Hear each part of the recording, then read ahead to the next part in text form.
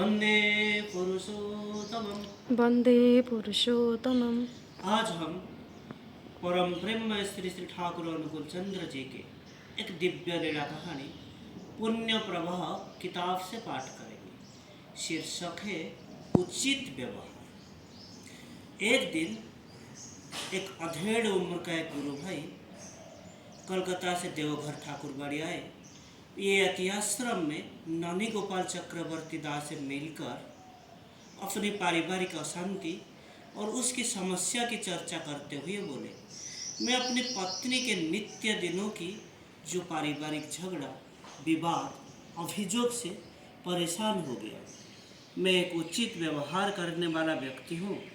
मैं पारिवारिक झंझट से परेशान होकर आज एक उचित व्यवस्था करके आया।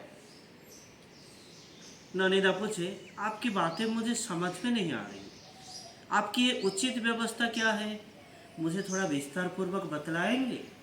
सज्जन बोले, मेरी माँ और मेरी पत्नी में सब समय किसी न किसी वजह से झगड़ा होता रहता है। इसीलिए मैं माँ पिता की एक अलग घर में रहने की व्यवस्था करके आया। आपका क्या विचार है? मैं उचित काम किया हूँ तो? ननिदा बोले, पहले चले ठाकुर प्रणाम करके आते हैं, फिर बाद में इस विषय पर चर्चा करूँगा।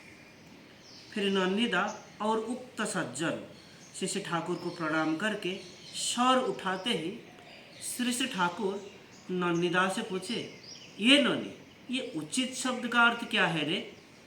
श्री ठाकुर का प्रश्न सुनते ही ननिदा को ऐसा महसूस हुआ जैसे शरीर में विद्युत प्रवाहित हो गया है।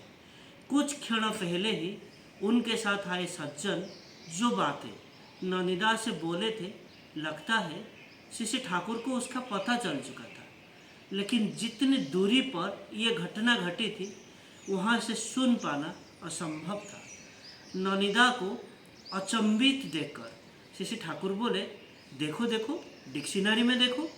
साधारणतः एम विलियम्स की ही जो डिक्शनरी वहीं से देखी जाती थी, और उनमें से देखा गया उचित शब्द का अर्थ अनन्य शब्दों के साथ एक अर्थ और भी है, एडजस्टेड होना।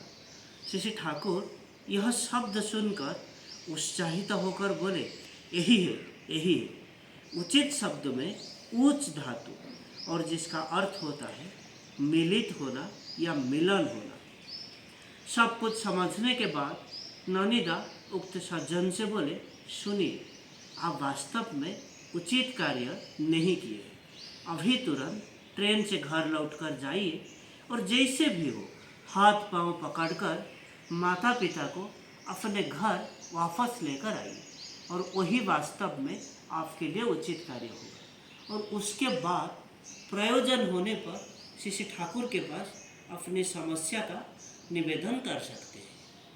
ये है परम प्रेममय श्री श्री ठाकुर अनुकूल चंद्र। आज के लिए इतना ही। वंदे पुरुषोत्तमम्। वंदे पुरुषोत्तमम्। जय।